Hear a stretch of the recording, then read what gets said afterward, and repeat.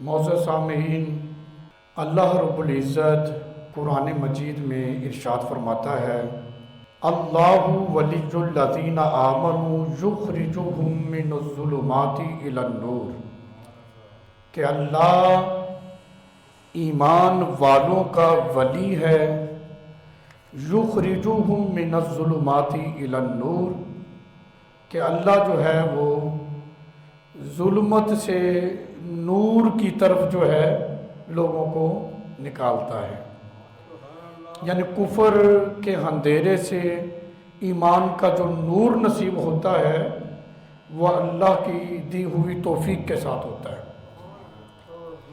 دوسرے مقام پر سورہ ابراہیم کی پہلی آیت ہے، اللہ تعالیٰ نے ارشاد فرمایا، الف لام را کتاب انزلناہ الیک لتخرج الناس من الظلمات الی النور۔ اللہ تعالیٰ قرآن میں فرماتا ہے کہ یہ کتاب ہم نے نازل کی ہے آپ کی طرف، اس کتاب کو ہم نے آپ کی طرف اتارا ہے، لتخرج الناس من الظلمات الی النور۔ اللہ تعالیٰ محبوب علیہ السلام کو فرما رہے ہیں تاکہ آپ لوگوں کو ظلمت سے، اندھیرے سے نور کی طرف، روشنی کی طرف جو ہے وہ آپ ان کو لے کر آئیں۔ سورہ بقرہ کی جو آیت مبارکہ میں نے آپ کے سامنے ذکر کی 257، اس میں یہ ہے کہ اللہ ایمان والوں کا، اللہ جو ہے وہ ایمان والوں کا ولی ہے،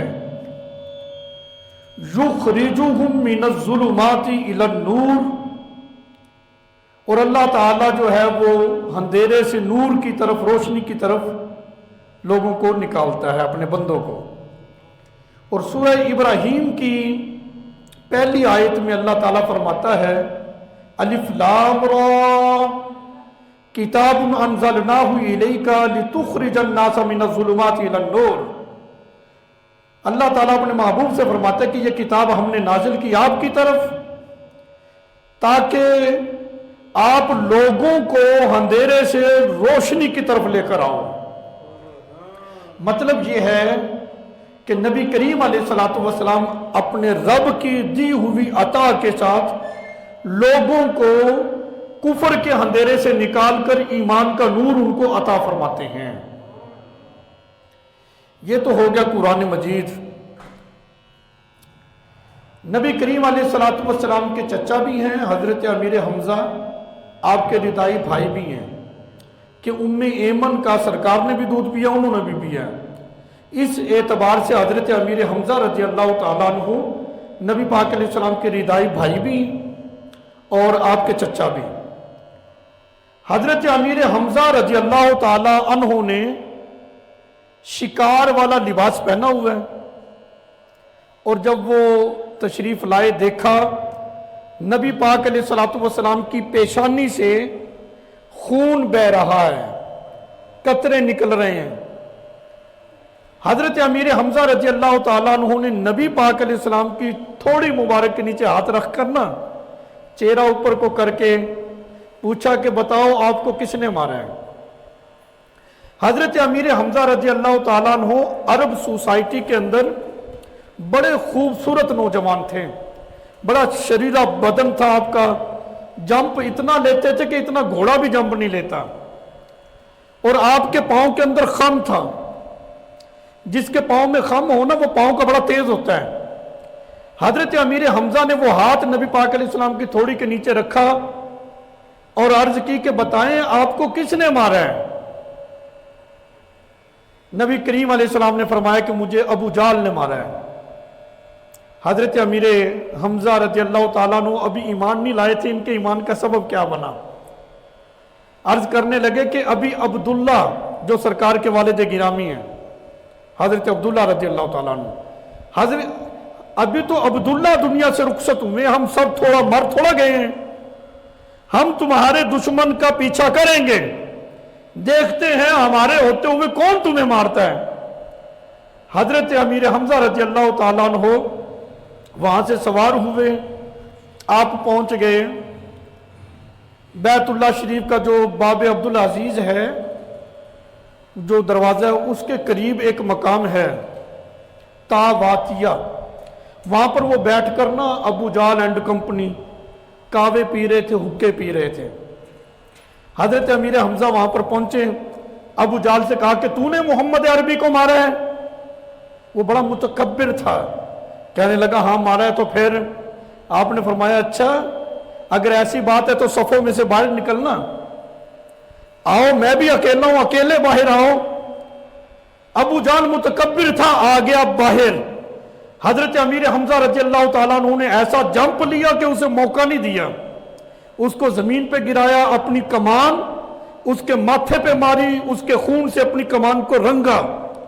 فرمایا بات یہ ہے کہ اب اگر تجھے بدلے کی توفیق ہو، نام میرا امیر حمزہ ہے، میرے پیچھے آنا اگر بدلے کی توفیق ہے تو، فی الحال میں جا رہا ہوں۔ امیر حمزہ نے وہ خون سے اپنی کمان کو رنگا، نبی کریم علیہ السلام کی بارگاہ میں آ گئے۔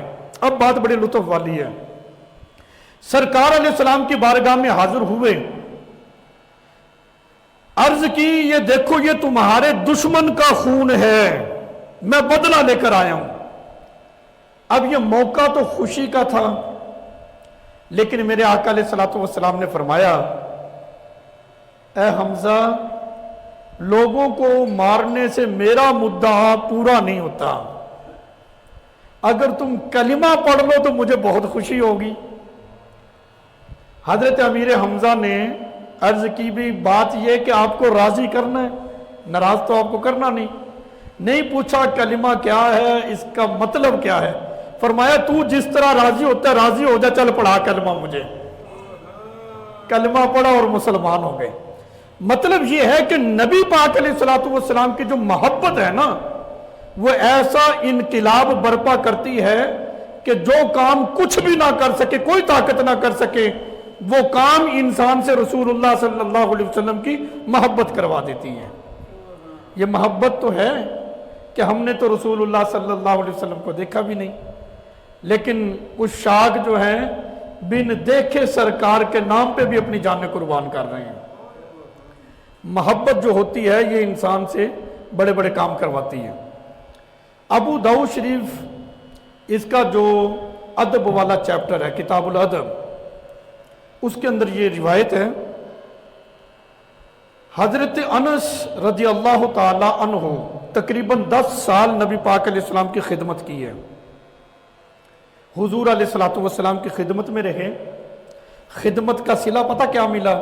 اچھا حدیث پاک میں تو یہ کہ انہوں نے 10 سال خدمت کی، کہتے ہیں مجھے سرکار علیہ السلام نے کبھی کچھ کہا ہی نہیں۔ اب بات جو اگلی میں کرنے لگا ہوں کہ انہوں نے خدمت کی تو اللہ تعالیٰ نے خدمت کا صلہ پتہ کیا دیا؟ یہ سرکار کی خدمت کی ہے۔ حضرت انس رضی اللہ تعالیٰ عنہ کو اللہ تعالیٰ نے 100 بیٹے عطا فرمائے تھے۔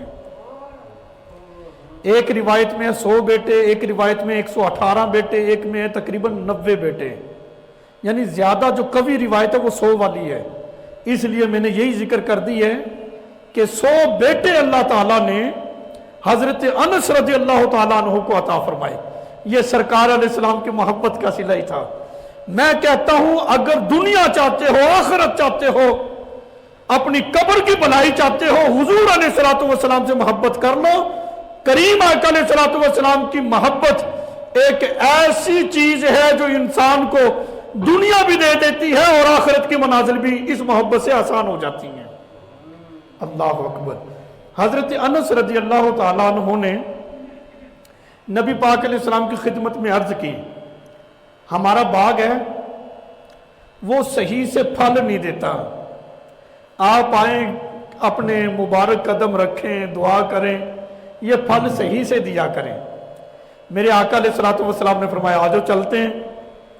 حضور علیہ السلام باغ میں آئے، چکر لگایا۔ مورخین لکھتے ہیں جو باغ ایک مرتبہ صحیح سے پھل نہیں دیتا تھا، جب سرکار علیہ السلام نے چکر لگایا ہے اتنی برکت ہوئی ہے وہ سال میں 2 مرتبہ پھل دیا کرتا تھا۔ اس کا مطلب پتہ کیا ہے؟ جو اللہ کے پیارے ہوتے ہیں نا، اللہ نے ان کے قدموں میں بھی برکت رکھی ہوتی ہے۔ یہ ہمارا کوئی نیا مزاج نہیں ہے، صحابہ اکرام کا یہ مزاج تھا کہ سرکار علیہ السلام سے خدمت کی کہ برکت کے لیے آ جائیں۔ ہم بھی بزرگوں سے یہی کہتے ہیں نا، برکت کے لیے آپ ہمارے گھر میں تشریف لائیں تاکہ ان کے مبارک قدم ہمارے گھر میں پڑ جائیں، تو ان قدموں کی برکت سے اللہ تعالیٰ رحمتوں کی بارش جو ہے وہ ہمارے گھروں پر بھی نازل فرما دیں۔ اللہ اکبر۔ نبی پاک علیہ السلام کے صحابیاں حضرت فضالہ رضی اللہ تعالی عنہ، ان کے ایمان لانے کا واقعہ جو ہے بڑا انوکھا سا ہے۔ یہ فضالہ جو ہے یہ نبی پاک علیہ السلام کو قتل کرنے کے ارادے سے گھر سے نکلا تھا کہ میں حضور علیہ السلام کو معاذ اللہ قتل کروں گا۔ چلتے چلتے جب بیت اللہ شریف کے قریب پہنچا، دیکھا کہ نبی پاک علیہ السلام کعبے کا طواف کر رہے ہیں۔ حضور علیہ السلام نے فضالہ کو دیکھ لیا، فرمایا تم فضالہ ہو؟ کہا جی ہاں جی فضالہ ہی ہوں۔ فرمایا تم اپنے دل میں کیا باتیں کر رہے تھے، کیا سوچ رہے تھے بتاؤ؟ ابھی اس نے کچھ ذکر تو نہیں کیا۔ میرے آقا علیہ السلام نے فرمایا جو تم باتیں کر رہے تھے، دل میں سوچ رہے تھے، بتاؤ کیا تھا؟ فضالہ مکر گیا، کہنے لگا نہیں جی میں تو بس ایسے ہی آ گیا تھا، میں تو اللہ کا ذکر کر رہا تھا اور اللہ کا ذکر کرتے کرتے میں یہاں آ گیا ہوں۔ میرے آقا علیہ السلام نے فرمایا فضالہ اللہ سے معافی مانگو اپنے گناہوں کی۔ مطلب کیا ہے کہ تم اس سے چھپا رکھے ہو جو دلوں کی باتیں بھی جانتے ہیں۔ بھی تمہارا ارادہ کیا تھا، بات کیا کر رکھے ہو؟ تم اپنے گناہوں کے رب سے معافی مانگو۔ فضالہ کہتے ہیں سرکار نے بڑی شفقت کی، بڑی مہربانی کی۔ حضور علیہ السلام نے اپنا مبارک ہاتھ، فضالہ کہتے ہیں کہ حضور نے میرے سینے پہ رکھ دیا۔ کہتے ہیں سرکار علیہ السلام کا ہاتھ جیسے میرے سینے کے اوپر آیا، کہتے ایسی ٹھنڈک میں نے محسوس کی، دنیا کے سارے دکھ ختم ہو گئے۔ یوں تھا کہ دنیا کے سارے بوجھ اتر گئے ہیں اور دنیا کے سارے سکھ کہتے کہ مجھے نصیب ہو گئے ہیں۔ کہتے کہ اتنی مجھے مخصوص وہ کیفیت ملی جب سرکار علیہ السلام نے اپنا مبارک ہاتھ میرے سینے پہ رکھا۔ پھر حضرت فضالہ آگے ذکر کرتے ہیں قسم اٹھا کے، کہتے ہیں خدا کی قسم سرکار علیہ السلام نے ابھی ہاتھ رکھ کر اٹھایا نہیں تھا، مجھے حضور علیہ السلام بہت ناپسند تھے، لیکن سرکار نے جب ہاتھ رکھا ابھی اٹھایا نہیں تو ایسا انقلاب برپا ہوا اندر میرے کہ اب کائنات میں سب سے زیادہ محبوب جو چہرہ تھا وہ سرکار علیہ السلام کا ہو گیا تھا میرے لیے، کہ حضور علیہ السلام کے مبارک ہاتھ کی وجہ سے ساری قدورتیں، نفرتیں، بغض جو ہے کہتے میرے سینے سے نکل گیا، دنیا کے سارے دکھ نکل گئے، اللہ نے سکھ عطا فرما دیے، اور حضور علیہ السلام کے مبارک ہاتھ کی وجہ سے مجھے سرکار علیہ السلام سے بے پناہ محبت ہو گئی ہے۔ اللہ اکبر۔ اس انداز میں کہتے ہیں کہ جب مجھے، اب یہ ایک اصول ہے، جب انسان کو کسی سے پیار ہو جائے نا، صرف اس سے پیار نہیں ہوتا، اس کے دیش سے بھی پیار ہو جاتا ہے جہاں وہ رہتا ہے۔ کہتے ہیں کہ مجھے نا رسول اللہ صلی اللہ علیہ وسلم کا شہر بھی پسند نہیں تھا، لیکن جب سرکار سے پیار ہوا تو پھر دنیا کے تمام شہروں میں سے وہی شہر مجھے اچھا لگتا تھا، مدینہ شریف۔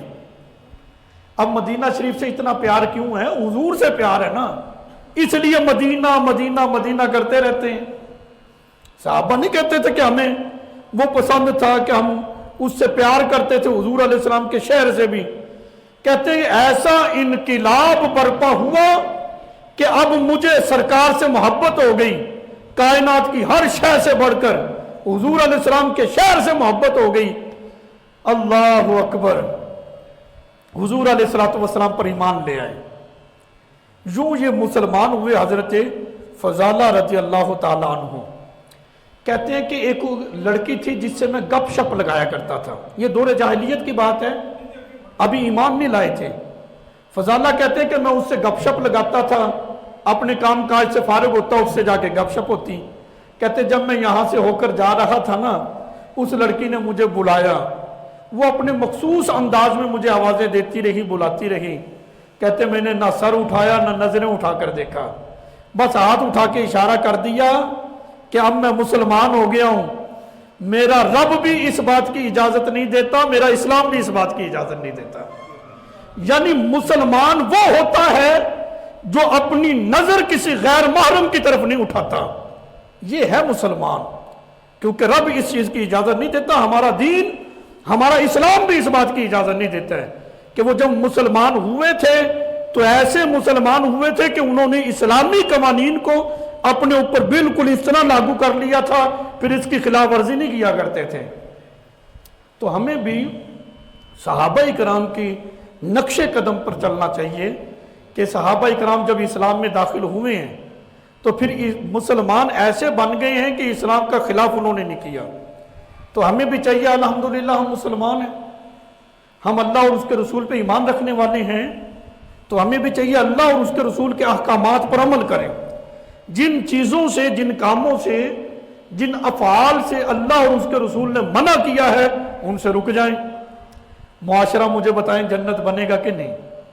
मुआशरे के अंदर जितनी खराबी है, जितना बिगाड़ पैदा हुआ है, ये हमने खुद कर रखा है ना, हमारे अपने अमाल की ये शामत है। अगर हम खुद ही अपने अमाल को दुरुस्त करने, अहकामात इलाहिया नबी पाक अलैहिस्सलातु वस्सलाम के फरामीन के मुताबिक हम अपनी जिंदगियों को गुजारना शुरू कर दें तो ये फिर मुआशरा भी जन्नत की तस्वीर बन जाएगा। पता चलेगा नुमाया तौर पर कि ये मुसलमान है।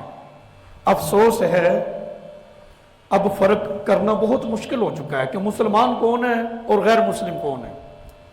हम अपने किरदार से बताएं ना, हम जबान से बता रहे हैं कि मैं मुस्लिम हूं, मैं मुसलमान हूं, तेरा किरदार बोले, तेरा किरदार बताए कि ये मुसलमान है। इतना फर्क होना चाहिए। मोमिन और काफिर के दरमियान फर्क करने वाली चीज नुमाया तौर पर नमाज थी। हम मस्जिद के करीब ही नहीं जाते, कैसे मुसलमान हैं? अल्लाह अकबर। नबी पाक अलैहिस्सलाम के एक और गुलाम सहाबी, उनके ईमान लाने का भी बड़ा एक अजीब वाकया था, वो भी मैं आपके सामने जिक्र करता हूं। ये मुस्लिम शरीफ किताबुल हज बाबू तखफीफ सलाती वल खुतबा, इसमें ये हदीस पाक मौजूद है। उनका नाम है हजरत दिमाद रजी अल्लाह ताला अन्हु। ये कैसे मुसलमान हुए? हजरत दिमाद रजी अल्लाह ताला अन्हु दौरे जाहिलियत में इस्लाम लाने से पहले ये जिन निकाला करते थे।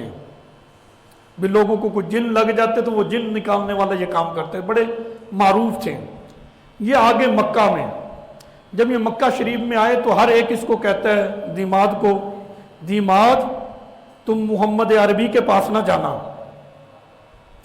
जो उसके पास जाता है वो अपनी जिंदगियों के खुशियों को, आसाइश व आराम को छोड़ देता है, बस उसी का होके रह जाता, तूने उसके पास नहीं जाना। हजरत दिमाद कहते मैंने पूछा भी क्यों नहीं जाना, वजह क्या है? कहते उनको अपना जिन लग गए हैं, उनको साया है। अल्लाह याज़ बिल्लाह कहते कि वो मजनू हैं, उनको जिन लगे हुए हैं, तो लिहाजा तू जाएगा तो वो साया तुझ पे भी हो जाएगा, तू भी उसी तरह का हो जाएगा जिस तरह के उनके गुलाम हैं। हजरत दिमाद ने सोचा मेरा तो काम यही है, मैं जिन निकालता हूं, तो चलो इनके निकालूंगा तो मेरी और भी वाह वाह हो जाएगी। आया तो हूं, ये भी काम करते चलूं। बहुत सारे लोगों ने उसको रोका कि तूने मोहम्मद अरबी के पास नहीं जाना, उनको जिन लगे हुए हैं, उनको साया है, अल्लाह याज़ बिल्लाह वो मजनू है, जो जाता है उसी का हो जाता है, तूने नहीं जाना। हजरत दिमाद कहते हैं कि मैं पूछता हुआ सरकार की बारगाह में पहुंच गया। कहता जब मैं पहुंचा तो मैंने जाकर अर्ज की, जी मैंने सुना है कि आपको जिन लग गए हैं और मैं यही काम करता हूं, आप मुझे इजाजत दें मैं अपना काम करूं, हो सकता है मेरे हाथों अल्लाह आपको शिफा दे दे। मेरे आका अलैहिस्सलाम ने उसकी बात का जवाब नहीं दिया। ये कहां आकर बात कर रहा है? ये वो जात है کہ صहाबा इकराम ने सरकार अलैहिस्सलातु वस्सलाम से पूछा, हुजूर ने फरमाया कि जो बच्चा भी पैदा होता है ना, अल्लाह उसके साथ एक जिन भी भेजता है। साहबा ने पूछा, या रसूल अल्लाह सल्लल्लाहु अलैहि वसल्लम, जब आप पैदा हुए थे तो क्या आपके साथ भी जिन आया था? मेरे आका अलैहिस्सलातु वस्सलाम ने फरमाया, हाँ, अल्लाह ताला ने बदस्तूर वो जिन मेरे साथ भी भेजा है, लेकिन वो जिन मेरा मुत्तबी हो गया, मेरा ताबेदार हो गया, मेरा फरमा बरदार हो गया। जैसे मैं कहता हूँ वैसे वो करता है, मुझे गुमराह नहीं करता। जो लोगों के साथ जिन होते हैं वो उनको गुमराह करते हैं। अच्छा, वो ज़ात जिनका अपना जिन ही उनका फरमा बरदार हो चुका है, वो उनके जिन निकालने आए हैं। सरकार ने जवाब नहीं दिया। मेरे आका अलैहिस्सलातु वस्सलाम ने खुतबा पढ़ा, दीमाद के सामने एक खुतबा पढ़ा। वो खुतबा ये था, ये मुस्लिम शरीफ के अंदर मौजूद है। मेरे आका अलैहिस्सलाम ने फरमाया, इन्नल हम्दा लिल्लाहि नहमदुहु व नस्तईनुहु मन यहदिहिल्लाहु फला मुदिल्ल लहु व मन युद्लिलहु फला हादिय लहु। मेरे आका अलैहिस्सलातु वस्सलाम ने फरमाया, तमाम तारीफें अल्लाह ताला के लिए हैं। हम अल्लाह की तारीफ करते हैं, उसी से मदद तलब करते हैं। जिसको अल्लाह हिदायत दे उसको कोई गुमराह नहीं कर सकता, और जिसको रब गुमराह कर दे उसको कोई हिदायत नहीं दे सकता। मेरे आका अलैहिस्सलातु वस्सलाम ने ये खुतबा पढ़ा। उसके बाद हुजूर अलैहिस्सलातु वस्सलाम ने फरमाया, अशहदु अल्ला इलाहा इल्लल्लाहु वहदहु ला शरीका लहु व अन्ना मुहम्मदन अब्दुहु व रसूलुहु। मेरे आका अलैहिस्सलातु वस्सलाम ने फरमाया कि मैं इस बात की गवाही देता हूं अल्लाह के अलावा कोई माबूद नहीं, वो वहदहु ला शरीक है, और बेशक मैं इस बात की भी गवाही देता हूं कि मुहम्मद सल्लल्लाहु अलैहि वसल्लम अल्लाह के बंदे और उसके रसूल हैं। जब सरकार अलैहिस्सलाम ने ये दीमाद के सामने खुतबा पढ़ा, उसने अर्ज की, जो आपने कहा है मुझे दोबारा सुना दें, ये मुझे दोबारा सुनाएं। मेरे आका अलैहिस्सलाम ने यही खुतबा दोबारा फिर पढ़ दिया। उसने तीसरी मरतबा अर्ज फिर की कि यही खुतबा आप मुझे दोबारा सुनाएं। वो सोच रहा था कि मैं तो खुद अपना असर दिखाने आया था, लेकिन इनकी बातें मेरे दिल पे असर कर रही हैं। तीसरी मरतबा उसने फिर कहा कि यही खुतबा आप मुझे दोबारा सुनाएं। जब मेरे आका अलैहिस्सलातु वस्सलाम ने तीसरी मरतबा ये खुतबा इरशाद फरमाया, वो दिमाग जो जिन निकालने आया था उसके अपने ही निकल गए। कहने लगा, मैंने बड़े बड़े जादूगरों की तकरीरें सुनी हैं, बड़े बड़े शोहरा के कलाम सुने हैं, काहिनों के कलाम सुने हैं, लेकिन इतना सुकून, इतनी लज्जत, इतना सुरूर मुझे किसी के कलाम में नहीं मिला है जितना सुरूर और सुकून मुझे आपके कलाम में मुयस्सर हुआ है। अल्लाह अकबर। वो नबी पाक अलैहिस्सलातु वस्सलाम के ये कलिमात उस पर असर अंदाज हो गए, तो दिमाग जो है वो रसूलुल्लाह सल्लल्लाहु अलैहि वसल्लम पर ईमान ले आता है, मुसलमान हो जाता है। अब बात ये है कि इनके ईमान लाने का सबब क्या बना? करीम आका अलैहिस्सलातु वस्सलाम की सोहबत, वो कलिमात जो मेरे आका अलैहिस्सलातु वस्सलाम ने खुतबे में इरशाद फरमाए। सरकार पर ईमान लाया, ईमान लाने के बाद दिमाग ने पता क्या कहा? ईमान ले आया हुजूर अलैहिस्सलातु वस्सलाम की जात पर। कहते हैं कि ईमान लाने से पहले कैफियत और थी, लेकिन जब ईमान ले आया हूं अब कैफियत यह है कि कायनात से बढ़कर बस रसूलुल्लाह सल्लल्लाहु अलैहि वसल्लम की जात है। अल्लाह अकबर। ईमान एक ऐसी चीज है, मोहब्बत एक ऐसी चीज है जो इंसान से बड़े बड़े काम करवा देती है। अल्लाह अकबर। यहां पर हजरत समामा बिन ओसाल रदी अल्लाह ताला अन्हो, ये भी बुखारी मुस्लिम दोनों के अंदर मौजूद है। ये हदीस पाक पहली मैंने मुस्लिम शरीफ से रिवायत की है, ये बुखारी में भी मौजूद है और मुस्लिम शरीफ के अंदर भी। नबी पाक अलैहिस्सलातु वस्सलाम ने एक वफद नजद की तरफ रवाना किया। हजरत अबू हुरैरा रज़ी अल्लाह ताला अन्हु कहते हैं कि वो वफद नजद में गया तो वहां से एक आदमी को नबी पाक अलैहिस्सलाम के असहाब गिरफ्तार करके ले आए। उसको पकड़ कर लाए, मस्जिद का जो सुतून था उसके साथ लाकर उसको कैद कर दिया, बांध दिया। नाम उसका था सुमामा बिन ओसाल। ये अपने कबीले का सरदार था। नबी पाक अलैहिस्सलातु वस्सलाम तशरीफ लाए। तशरीफ लाने के बाद उसका इंटरव्यू लिया, उससे पूछा भी बात यह कि तुम पता नहीं क्या सोच रहे हो कि अभी तलवार निकलेगी और तुम्हारी गर्दन को उड़ा दिया जाएगा, या तुम सोच रहे हो कि हम तुम्हें छोड़ देंगे। तुम ये छोड़ो, तुम अपना बताओ तुम क्या कहते हो। वो चूंकि अपने कबीले का सरदार था, उसने बड़े इत्मीनान के साथ समामा बिन ओसाल ने गुफ्तगू की सरकार की बारगाह में। कहने लगा बात यह है, अगर आप मुझे कत्ल करो तो आप किसी एवं आम आदमी को कत्ल नहीं करोगे, बल्कि मैं खून वाला हूं, मैं सरदार हूं, एक सरदार को, एक चौधरी को तुम कत्ल करोगे। और अगर तुम इनाम करते हुए मुझे छोड़ देते हो तो तुम किसी नकम्मे आदमी को नहीं छोड़ोगे, बल्कि एक शाकिर को छोड़ोगे। मैं अपने कबाइल में जाकर, अपनी कौम में जाकर, अगरचे अपने मजहब पर रहूंगा, लेकिन तुम्हारा शुक्रगुजार रहूंगा, तुम्हारे तज़किरे करता रहूंगा कि मुसलमानों के नबी इतने मेहरबान हैं कि उन्होंने मेरी जान बख्श दी, उन्होंने मुझे छोड़ दिया, तुम्हारा एहसान मानूंगा मैं। तुम एक शाकिर को छोड़ोगे। तीसरी बात उसने कही, अगर तुम चाहो फिदिया लेकर छोड़ना है तो मुझे बता दो कितना फिदिया लेना है, मैं अपनी कौम को पैगाम भेजता हूं, वो खजाने लेकर आ जाएंगे, आप फिदिया लो और मुझे छोड़ दो। मैं अपनी जिंदगी की भीख नहीं मांगता। ये तीन ऑप्शन उसने रखे। मेरे आका अलैहिस्सलातु वस्सलाम ने फरमाया ठीक है, कल फिर तुमसे बात होती है।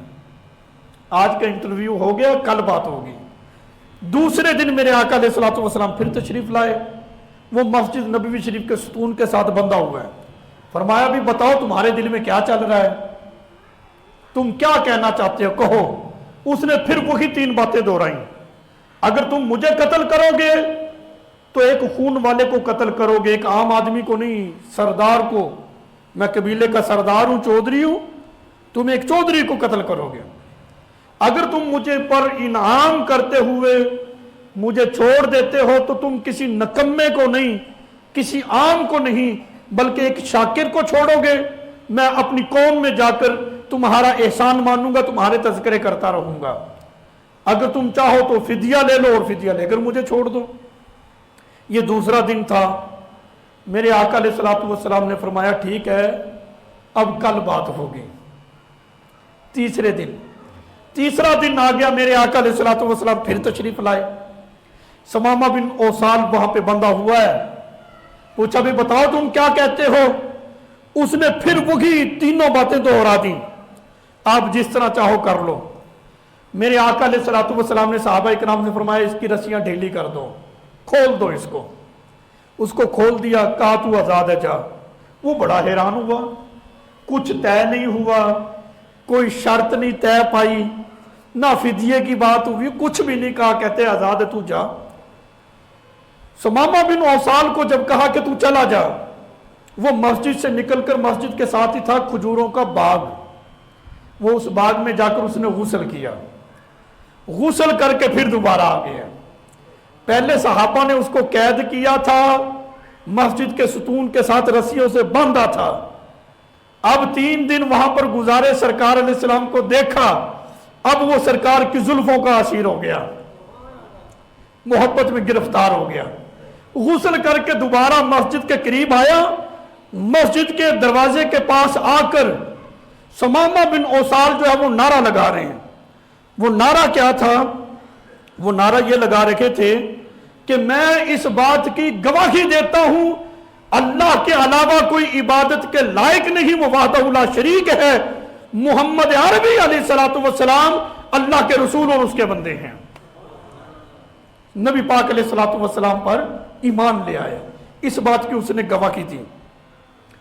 अब ये सुमामा बिन औसाल मुसलमान हो गया, अब आजाद था। दोबारा जब अपने कबाइल में, अपने कबीले में गया, लोग बड़े हैरान, वो तुझे मुसलमान पकड़ के ले गए थे, तू कैसे आ गया? जब पता चला कि ये तो मुसलमान हो गया, कहते तूने अपने आबाओ अजदाद के दीन को छोड़ दिया, तूने अपने दीन को बदल लिया है, सुमामा बिन औसाल ने बड़ा खूबसूरत जवाब दिया, कहने लगे ये ना कहो मैंने अपना दीन बदला है, यूं कहो मैं असल दीन पे आ गया हूं। असल दीन तो दीन इस्लाम है ना, बदला मैंने क्या है, मैं तो अपने असल दीन की तरफ लौट गया हूं। नबी पाक अलैहिस्सलातु वस्सलाम की मोहब्बत और शफकत ऐसी थी कि जो हुजूर अलैहिस्सलाम की सोहबत को पा लेता था ना, जिस भी बुरे इरादे से आता था, मेरे आका अलैहिस्सलातु वस्सलाम उसकी तकदीर को बदल के रख देते थे।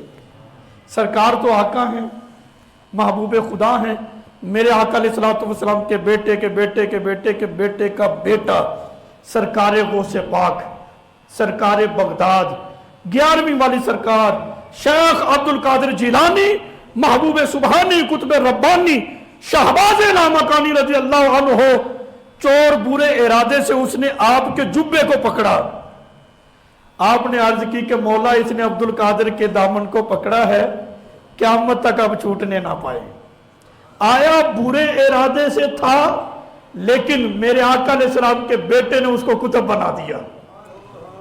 जब सरकार अलैहिस्सलातु वस्सलाम के बेटों की ये शान है, मेरे आका अलैहिस्सलातु वस्सलाम का मुकाम कितना बुलंद होगा। अल्लाहु अकबर, अल्लाहु अकबर, अल्लाहु अकबर। यहां पर बड़ी एक लुत्फ वाली बात है जो मैं आपके सामने जिक्र करूं। हजरत माजिन ये मुसलमान कैसे हुए, इनके ईमान लाने की सूरत हाल क्या थी, ये भी मैं जिक्र करूं। अल्लाह ताला जिसको ईमान की दौलत अता फरमाए तो फिर सबब भी बन जाता है और ईमान भी मिल जाता है बंदे को। हजरत माजिन रज़ी अल्लाह ताला अन्हु सहाबी रसूल है, लेकिन ईमान लाने से पहले दौरे जाहिलियत में ये आम मुशरिक नहीं थे, बहुत कट्टर किस्म के मुशरिक थे, बहुत बड़े मुशरिक थे ये माजिन। इन्होंने अपने घर के अंदर एक बुत रखा हुआ था, उसकी इबादत करते थे, उसके चढ़ावे चढ़ाते थे, उसके बुत के नाम पर जानवर को ज़बह करते थे। माजिन कहते हैं कि एक मर्तबा ऐसा हुआ कि मैंने जानवर ज़बह किया बुत के सामने। जानवर जब मैंने ज़बह किया तो उस बुत में से आवाज आई, कहने लगा माजिन क्या कर रहे हो, नबी आखिरुज़्ज़मा की आमद हो गई है, वो दुनिया पे तशरीफ ला चुके हैं। अगर तुम जहन्नम और उसका जो ईंधन है पत्थर जिसके साथ वो अपना जहन्नुम की आग शोला मारती है, इन तमाम चीजों से बचना चाहते हो, तुम उनका कलिमा पढ़ लो और उनके माबूद की इबादत करो। माजिन कहते हैं मैं बड़ा हैरान हुआ, बुत बोलते तो नहीं, ये आज क्यों बोल रहा है। चूंकि ये पहला वकूआ था, बस मुगालता लग गया, इस तरह करके उसने बात को रफा दफा कर दिया। फिर दोबारा मौका बना तो माजिन जो बुत परस्त था, मुशरिक था, उसने फिर जानवर ज़बह किया बुत के नाम पर। उस बुत से फिर आवाज आई, उसने कहा माजिन क्या कर रहे हो, सुनो मैं तुम्हें ऐसी बात बताता हूं, ये फैलाने वाली नहीं, इसको समझो। अगर सुरूर चाहते हो, निजात चाहते हो, तो नबी आखिरुज़्ज़मा की आमद हो चुकी है, तुम उनका कलमा पढ़ो, उनके माबूद पर हक की इबादत करो। जब दोबारा उसने ये बात कही तो दिल के अंदर ये बात बैठ सी गई। माजिन कहते हैं कि बुत बोलते नहीं, अगर ये बोला है तो कुछ है।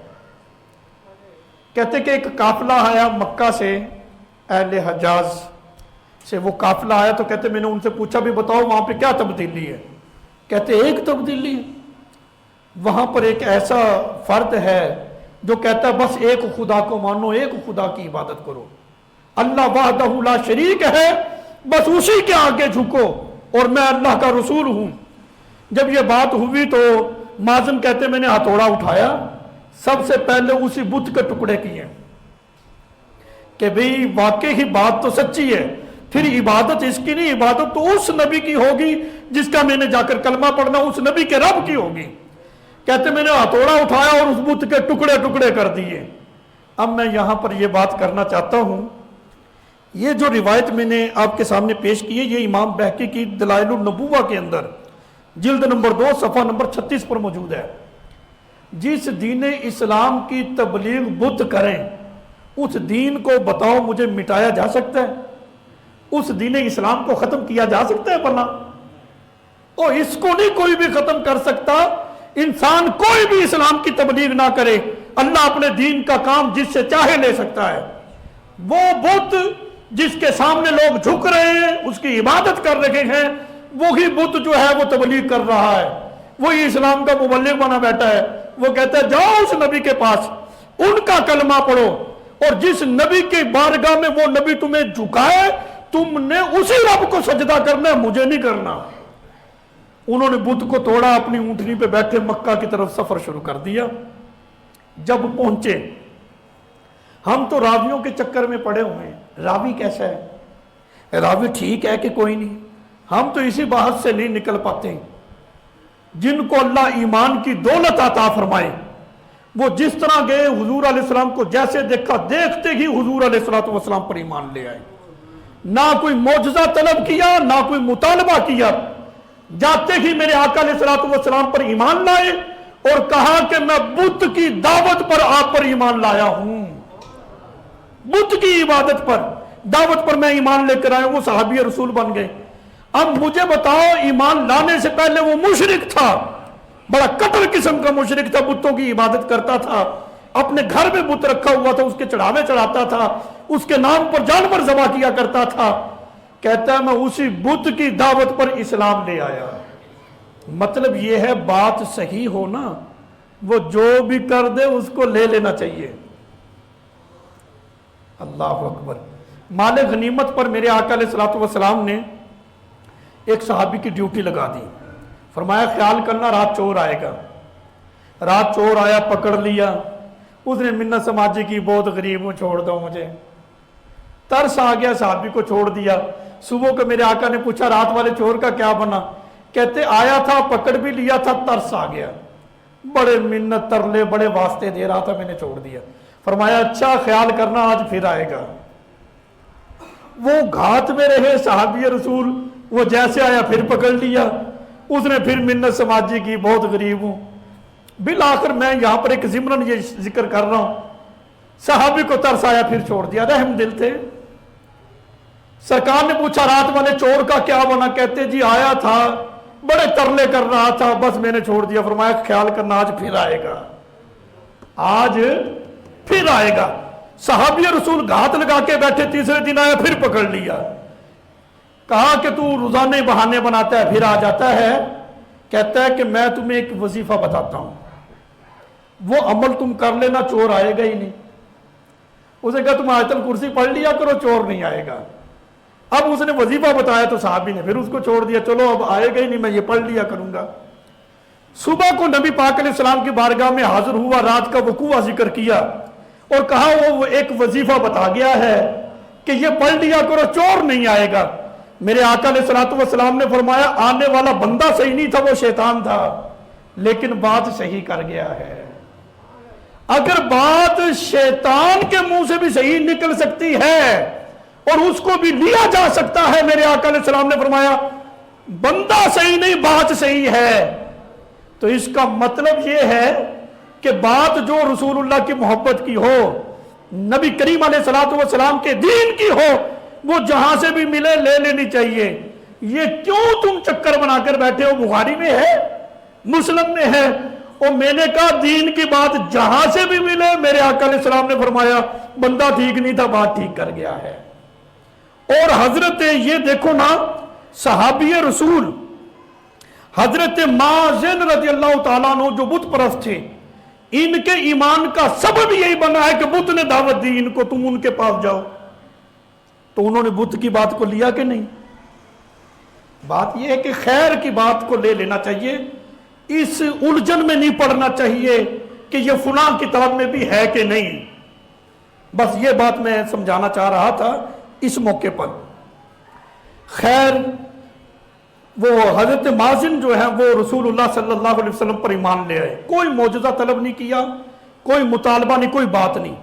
ایمان لانے کے فوراً بات کہنے لگے، بات یہ میرے قبیلے میں بڑا قحط پڑ گیا ہے، ہم بہت کمزور ہو چکے ہیں، سب کچھ ہمارا جو ہے وہ فنا ہوتا جا رہا ہے، آپ دعا کریں خوشحالی آ جائے میرے قبیلے میں۔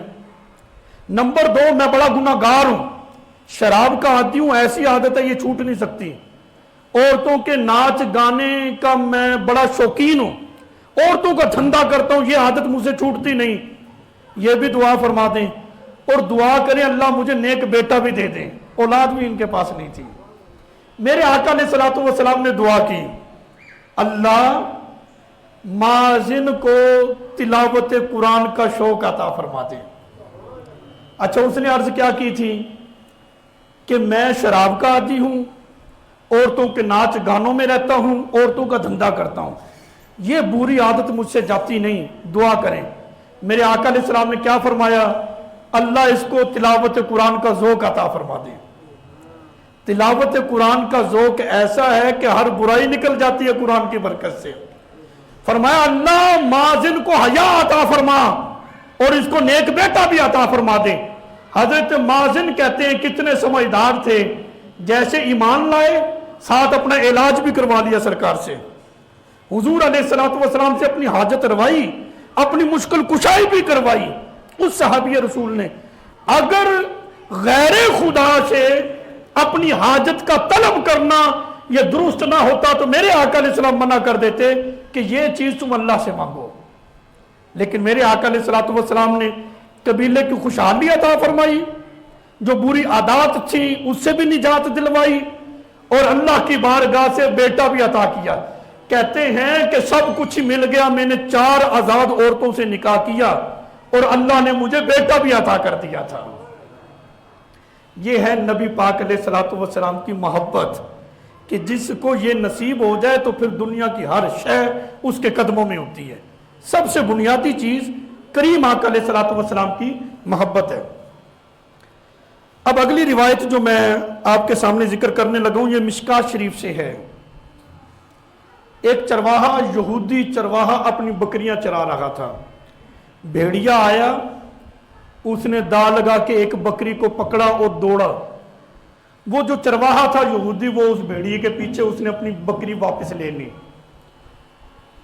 اس بھیڑیے کو بڑا دکھ لگا، وہ ایک پہاڑ کی چوٹی پہ جا کے کھڑا ہو گیا اور خطاب کر رہا ہے اس چرواہے سے، او چرواہے سن، تجھے شرم نہیں آتی؟ اللہ نے مجھے رزق دیا تھا، تو نے میرا رزق چھین لیا۔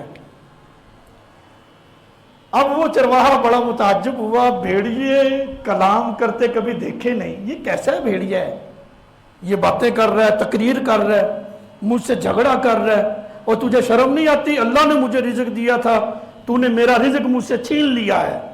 کہتا تو عجیب ہے، چوری کرتا ہے، چوری اوپر سے سینہ چوری، اور بھیڑیے تو کلام کرتے ہی نہیں، یہ تو بڑی تعجب کی بات ہے، تو کلام کر رہا ہے۔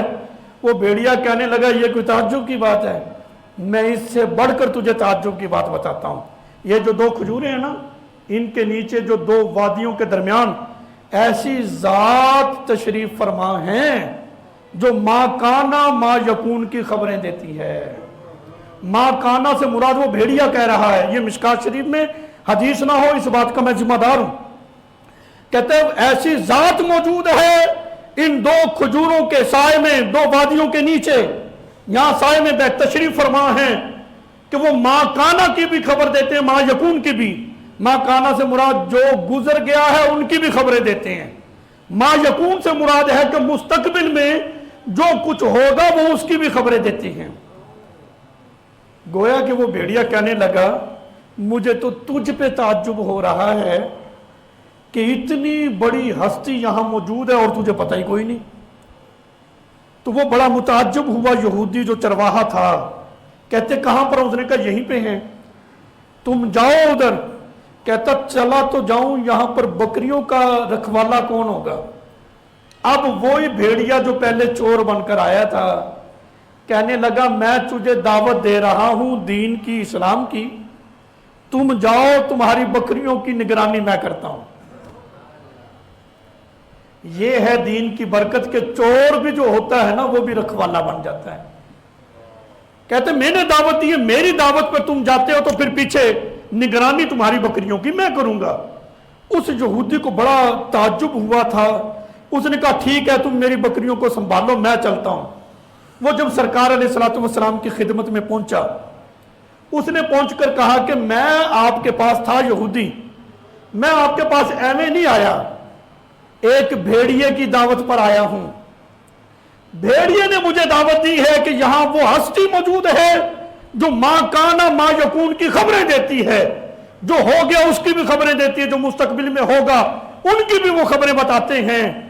میرے آقا علیہ السلام نے یہ نہیں کہا کہ وہ بھیڑیا ہے تو نے اس کی بات کیوں مانی، وہ تو غلط کہہ رہا ہے، مجھے تو غیب کا علم ہے ہی نہیں، بلکہ میرے آقا علیہ الصلوۃ والسلام نے اس بات کی تصدیق فرمائی کہ اس نے جو کہا ہے ٹھیک کہا ہے۔ مجھے بتاؤ اس دین کو، اس اسلام کو کون مٹا سکتا ہے جس اسلام کی دعوت بت دیں، جس اسلام کی دین کی دعوت بھیڑیے دیں، اور ان کی دعوت پر یہودی قبول اسلام کر لے اور وہ مسلمان ہو جائے۔ اس کا مطلب یہ ہے کہ اگر ہمارے حصے میں یہ بات آ گئی کہ ہم اسلام کی دعوت لوگوں کو دیں تو یہ ہماری سعادت مندی ہے، اللہ اور اس کا رسول ہمارا محتاج کہاں ہے؟ وہ تو چاہیں تو پتھروں سے بھی گواہی دلوا دیں۔ بروز قیامت حدیث پاک میں پتھر بھی بولیں گے، پتھر مسلمانوں سے کہیں گے ادھر آؤ، یہودی یہاں پہ چھپا ہوا ہے، اس کو مارو۔ پتھر بھی کلام کریں گے۔ یہ میرے آقا علیہ الصلوۃ والسلام کا فرمان ہے۔ صدیوں پہلے، 1400 سال پہلے میرے آقا علیہ السلام نے جو خبر دی تھی، قرب قیامت میں جا کر یہ حقیقت ہوگی۔ اللہ اکبر۔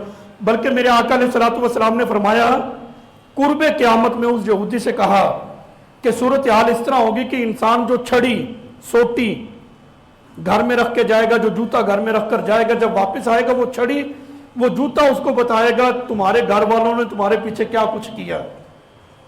یہ صدیوں پہلے میرے آقا علیہ الصلوۃ والسلام نے اس بات کی خبر دی کہ قرب قیامت میں یہ کچھ ہوگا۔ اب آپ دیکھ نہیں رہے ہو کہ ٹیکنالوجی کتنی ترقی کرتی جا رہی ہے، کتنا عروج پاتی جا رہی ہے، کہ ہم جہاں بھی ہوں گھر کے سارے احوال ہمارے سامنے ہوتے ہیں، تمام معاملات کو ہم اپنے موبائل کی سکرین میں دیکھ رہے ہوتے ہیں، کون آ رہا ہے کون جا رہا ہے، سارے معاملات ہے نہیں۔ لیکن میرے آقا علیہ الصلوۃ والسلام نے یہ خبر اس وقت دی تھی جب ان چیزوں کا کوئی تصور نہیں تھا۔ 1400 سال پہلے میرے آقا علیہ السلام نے فرمایا کہ قرب قیامت میں ایسا ہونا ہے، اور ان چیزوں کی شروعات ہو بھی چکی ہے اور وہ معاملات ہو بھی رہے ہیں۔ اللہ اکبر۔ کہ اس یہودی کو بھیڑیے کی دعوت پر ایمان نصیب ہو گیا، کہ وہ مسلمان ہو گیا ہے۔ اللہ اکبر۔ ہم اس بات میں اپنی بہت بڑی سعادت مندی سمجھیں، اس کو اپنے لیے بوجھ نہ محسوس کیا کریں کہ میں لوگوں کو دین کی دعوت دوں، نماز کی دعوت دوں، خیر کی دعوت دوں، بھلائی کی، حضور کی سنت کے بارے میں اس کو دعوت دوں، بلکہ اس میں اپنی سعادت مندی سمجھو کہ اللہ نے ہمیں اس لائق سمجھا ہے کہ اپنے دین کی دعوت کے لیے ہمارا انتخاب کر دیا ہے۔ اس میں بھلائی ہماری ہے نا۔ اللہ اکبر۔ سرکار علیہ السلام کے غلام ابو رافع رضی اللہ تعالی عنہ، یہ ابو داؤد شریف کے اندر حدیث ابو رافع کو قریش مکہ نے ان کو ایک پیغام دے کر حضور کی بارگاہ میں بھیجا کہ یہ پیغام دے کر تم واپس آ جانا۔ وہ سمجھ رہے تھے واپس آئے گا، لیکن سرکار کی بارگاہ میں جو چلا جائے پھر حضور کا ہی ہو کے رہ جاتا ہے۔ اللہ اکبر۔ بس اس کے مقدر میں ایمان ہو صحیح۔ ابو رافع پیغام لے کر جب سرکار کی بارگاہ میں آئے، کہتے میں جب سرکار کی بارگاہ میں پہنچا، رسول اللہ صلی اللہ علیہ وسلم کے مبارک چہرے پر جب میری نظر پڑی نا، سرکار کا مبارک چہرہ اتنا خوبصورت، اتنا نورانی تھا، میں دیکھتا گیا میرے سینے سے کفر نکلتا گیا، نور بڑھتا گیا۔ یعنی حضور علیہ الصلوۃ والسلام کا نورانی چہرہ ایسا تھا کہ دیکھنے سے ہی سینوں سے کفر نکل جایا کرتا تھا، ایمان کی دولت جو ہے وہ سینوں کے اندر آباد ہو جایا کرتی تھی۔ بات مقدر کی ہے کہ اس کے نصیب میں ایمان ہو۔ دیکھا تو ابو جہل نے بھی تھا، لیکن ایمان اس کو تو نصیب نہیں نہ ہوا۔ ایمان نصیب ہوا تو ابو بکر صدیق کو ہوا ہے، عمر فاروق کو ہوا ہے، عثمان غنی کو ہوا ہے، مولا علی المرتضیٰ رضی اللہ عنہم کو ہوا ہے، صحابہ کرام کو ہوا ہے۔ یہ دیکھیں سرکار کو دیکھ کر حضور کے ہی ہو گئے، اور وہ دیکھتا بھی رہا، اعتراض بھی کرتا رہا، معجزات اپنے آنکھوں کے سامنے دیکھے۔ اگر نبیوں بتاؤ میری مٹھی میں کیا ہے؟ میرے آقا نے فرمایا میں بتاؤں یا مٹھی والی چیز بتائے؟ کہا ہاں مٹھی والی چیز بتائے۔ بے جان کنکریوں نے رسول اللہ صلی اللہ علیہ وسلم کی شہادت کی گواہی دی، رسالت کی گواہی دی، اس کے باوجود بھی وہ ایمان نہ لایا، وجہ اس کے مقدر میں نہیں تھا۔ اور وہ صحابی رسول جن کا میں نے ذکر کیا کہ وہ ایک بت کی دعوت پر ایمان لے آئے، یہودی جو ہے وہ بھیڑیے کی دعوت پر حضور کی بارگاہ میں آیا اور حضور کے بارگاہ میں آ کر مسلمان ہو جاتا ہے، ایمان کی دولت سے مالا مال ہو جاتا ہے۔ بات یہ ہے کہ بات مقدر کی بھی ہے، نصیب کی بھی ہوتی ہے کہ جس کے مقدر میں ایمان ہے، جو میں نے آیت مقدسہ سورہ ابراہیم کی آیت نمبر 1 آپ کے سامنے ذکر کی تھی، الف لام را کتاب انزلناہ الیک لتخرج الناس من الظلمات الی النور، الف لام را کتاب، یہ کتاب ہے جس کو ہم نے آپ کی طرف نازل کیا ہے۔ یہ کاف ضمیر سے مراد نبی پاک علیہ السلام کی ذات ہے۔ اللہ فرماتا ہے محبوب یہ کتاب جو ہم نے آپ کی طرف نازل کی ہے پتہ کیوں کی ہے؟ لِتُخْرِجَ النَّاسَ مِنَ الظُّلُمَاتِ إِلَى النُّورِ، تاکہ آپ اس کتاب کے ذریعے لوگوں کو ظلمت کفر کے اندھیروں سے نکال کر ایمان کی روشنی ان کو عطا فرماتے ہیں۔ تو یہ تو نصوص قطعیہ سے ثابت ہے کہ میرے آقا علیہ السلام کے سبب سے اللہ نے ایمان کی دولت سے مالا مال فرمایا ہے۔ اور بہت سارے اصحاب رسول، کافی ساری ڈیٹیل تو میں نے آپ کے سامنے ذکر بھی کی ہے کہ جن کو ایمان حضور علیہ السلام کے سبب ہی نصیب ہوا ہے۔ لے جی میں بات کو ذرا اختتام کی طرف لے آؤں۔ اللہ اکبر اللہ اکبر۔ کریم آقا علیہ السلام کی انداز تربیت، جو ایک تربیت کا انداز تھا، جس انداز میں میرے آقا علیہ السلام نے تربیت کی تھی، وہ کمال ایک انداز تھا۔ یہ مسجد نبوی کے ساتھ ہے اصحاب صفہ۔ اصحاب صفہ یعنی وہ طالب علم جو نبی پاک علیہ السلام کے پاس دین پڑھتے تھے، دین سیکھتے تھے، قرآن پڑھتے تھے۔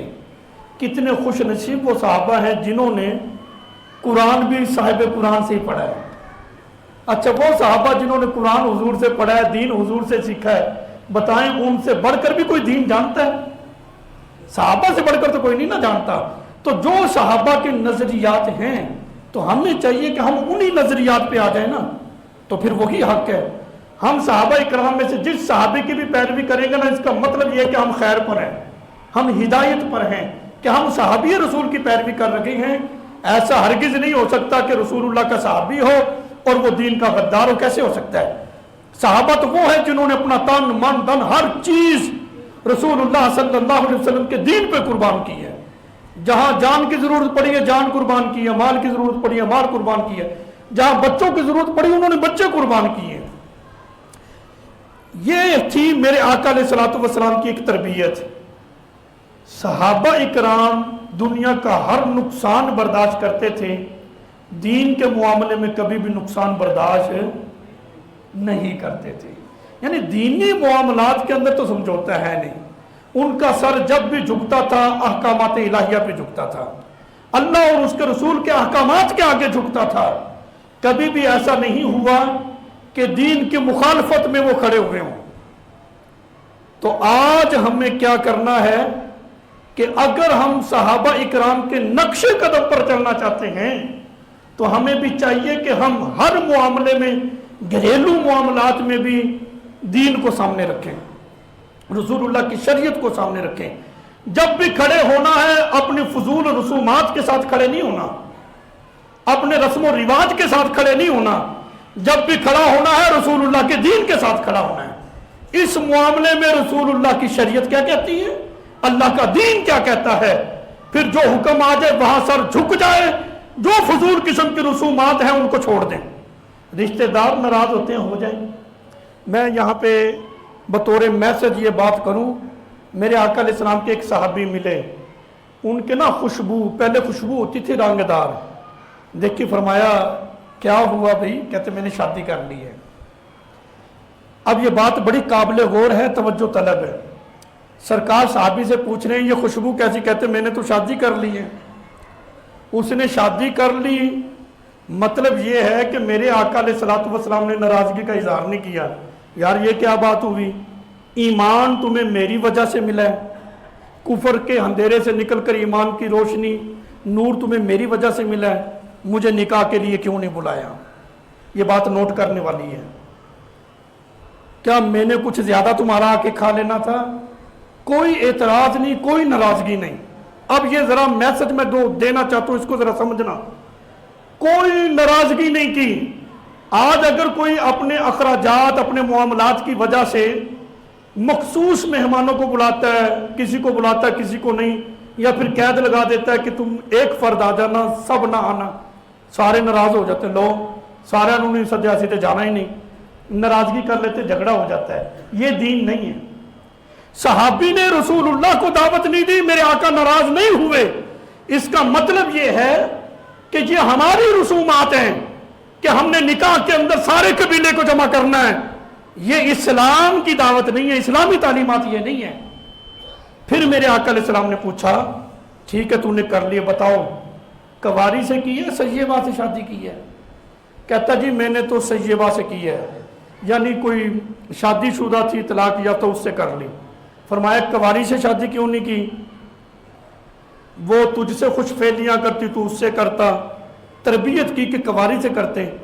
सहाबी रसूल ने अर्ज की, या रसूलल्लाह सल्लल्लाहु अलैहि वसल्लम मेरे वालिद फौत हो गए, बहनें बड़ी हैं, मैंने बड़ी उम्र की औरत से निकाह इसलिए किया है ताकि वो इनकी निगरानी करे।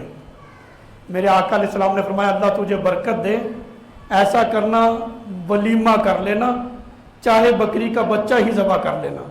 यानी इस्लाम के अंदर निकाह करते हुए, ये एक मैसेज, बतौर मैसेज बात कर रहा हूं, बयान हो गया है। दो शर्तें हैं, गवाह, दो गवाह हो, इजाब और कबूल हो, बस। एक बेशक दूल्हा कह दे मैंने निकाह किया, दुल्हन कहे मैंने कबूल कर लिया, और इनके अलावा दो फर्द सुन ले, निकाह हो गया। ये है निकाह इस्लाम।